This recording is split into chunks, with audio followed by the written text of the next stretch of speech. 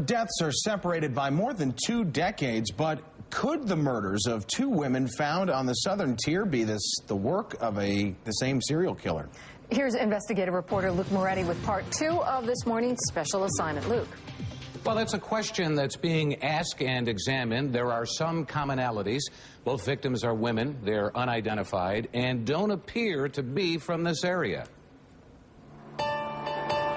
Chautauqua County, December 1983. To this day, we don't even know who she is.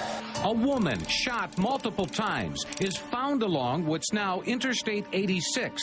Sheriff Joseph Gerasi, who worked the case back then, has a theory. What I think she was the victim of a serial killer and was left along the side of the road.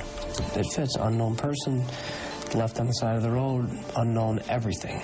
Fast forward to September 2009.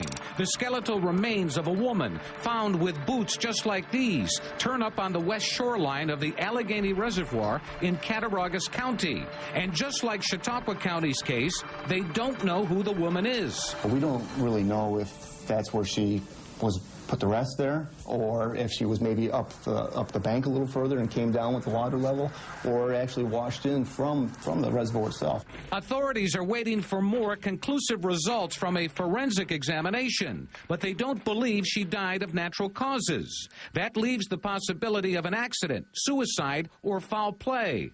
Sheriff Whitcomb says there are commonalities between the Jane Doe in Chautauqua County and his Jane Doe, if they can prove that she was left near Interstate 86 after meeting with foul play. If the body was deposited there in the reservoir, it's relatively close to the interstate. But until we know who this woman is, until we know how she ended up there, we can't rule anything out. A busy interstate, transient east-west traffic cutting through a rural stretch of western New York. Not uncommon for a serial killer to do dumps along an interstate type highway. In fact, unfortunately, it happens more than we like to think in this country.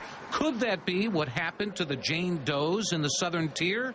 If you have something like the corridor of I-86 where this may be occurring, of course that would be something that you might key in on and say, can they be related because of the proximity to an interstate that the bodies are located at?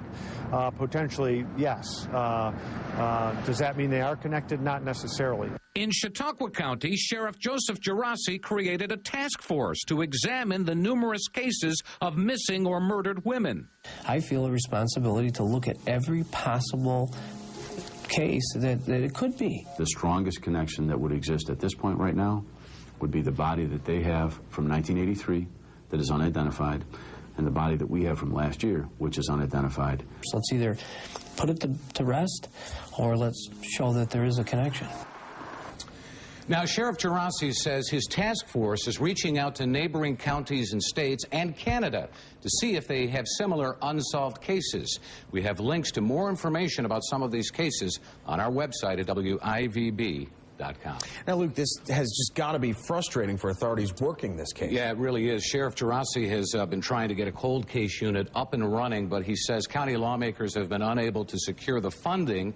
He's hoping to make that happen one day. And I should point out in Cattaraugus County, they do have a cold case unit in place, and they've had success with it. All right. We know you're going to be following this story. Any updates, we'll bring it along. Yep. Thanks so much, Luke.